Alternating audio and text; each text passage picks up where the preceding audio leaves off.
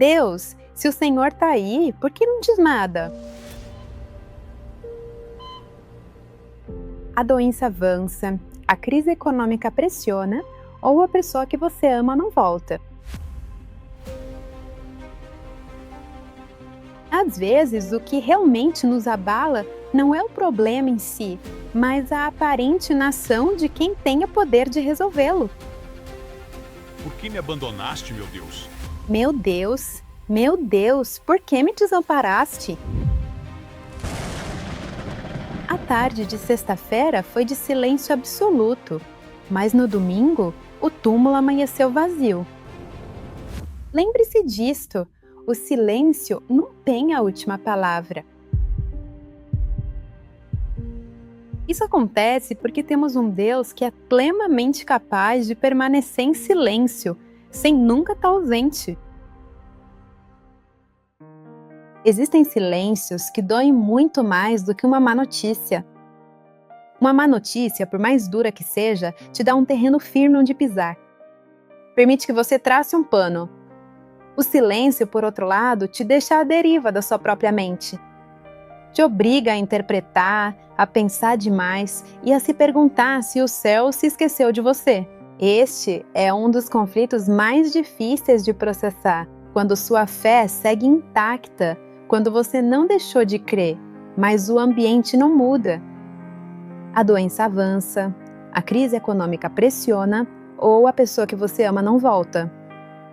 O céu parece fechado, e é aí que começa essa batalha silenciosa que poucos se atrevem a confessar em voz alta. Deus, se está aí, por que não diz nada? Às vezes, o que realmente nos quebra não é o problema em si, mas a aparente inação de quem tem o poder de resolvê-lo. A fé deixa de ser uma teoria reconfortante e se torna um quarto escuro, onde você continua respirando, mas já não entende o mapa. O primeiro cenário onde experimentamos isso é a dor inesperada. Não falo dos contratempos cotidianos, mas desses eventos que golpeiam a vida. Um diagnóstico, um término, uma perda irreversível. O complexo dessas situações não é só o sofrimento físico ou emocional, mas a ausência de uma explicação imediata. A história de Jó é o reflexo perfeito desse desgaste. Ele não era um personagem fictício imune à dor. Era um homem real, com uma vida organizada, íntegra e com um profundo sentido de transcendência. Da noite para o dia, sua realidade desmorona. Ele perde seu patrimônio, seus filhos e sua saúde. Mas, se lermos com atenção, o que desestabiliza Jó não é a perda material, mas a perda de sentido. Quando sofremos e entendemos o porquê, a dor é tolerável. Mas, quando o sofrimento carece de lógica, a mente ativa um mecanismo de defesa.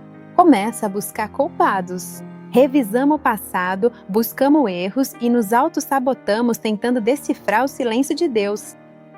Para piorar, o ambiente raramente ajuda.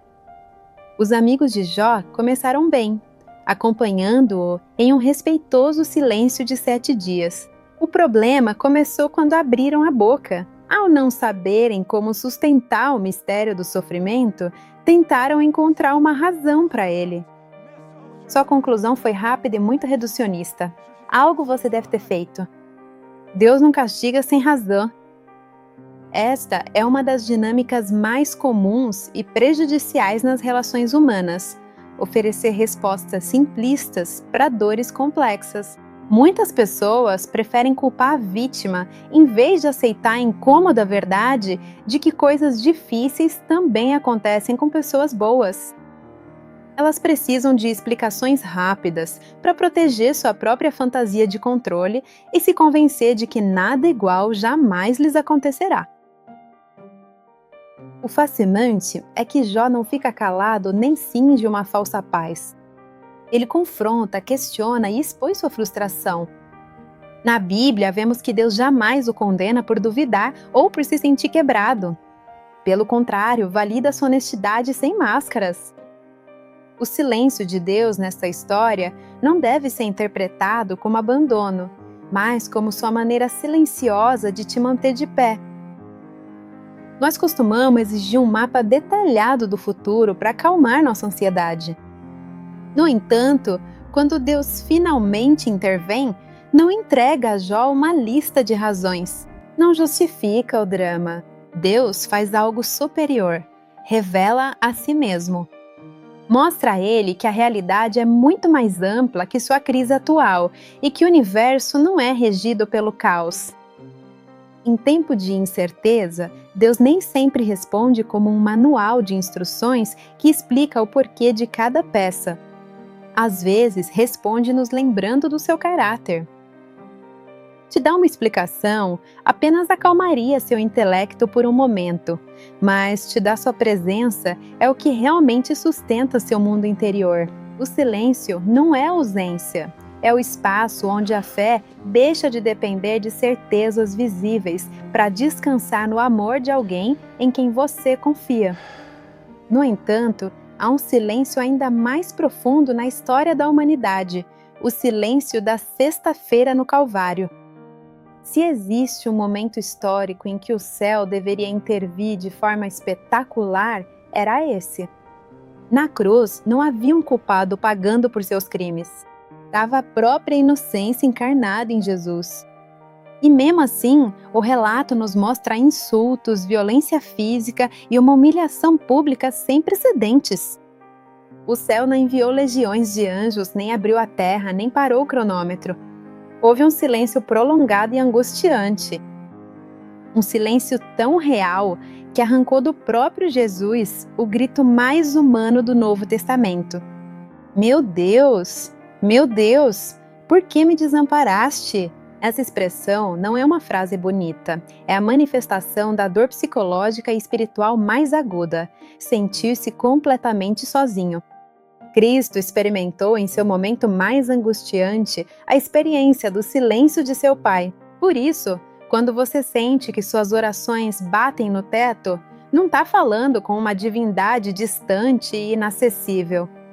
Você está falando com alguém que caminhou por essa mesma escuridão e experimentou o peso de um céu calado.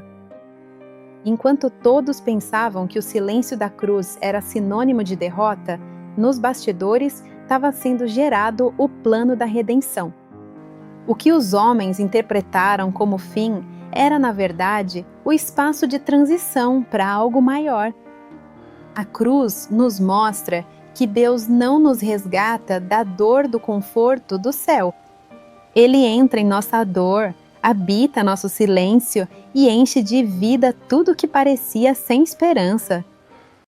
Se hoje você está em uma fase onde as perguntas superam as respostas e onde a incerteza te tira o fôlego, lembre-se disto: o silêncio não tem a última palavra. Na cronologia da fé, a sexta-feira à tarde foi de silêncio absoluto e de aparente derrota. O sábado foi de espera e incerteza, mas no domingo o túmulo amanheceu vazio. Você não precisa fingir força se não a sente agora. Tudo bem chorar, tudo bem não entender, tudo bem se apresentar diante de Deus como oração de dor. A maturidade emocional e espiritual não consiste em reprimir as dúvidas, mas em saber para onde levá-las. Não fuja da escuridão, fique perto do único que sabe o que é estar lá, porque temos um Deus que é perfeitamente capaz de permanecer em silêncio sem nunca estar ausente. E a ressurreição costuma estar mais perto do que seus olhos podem ver.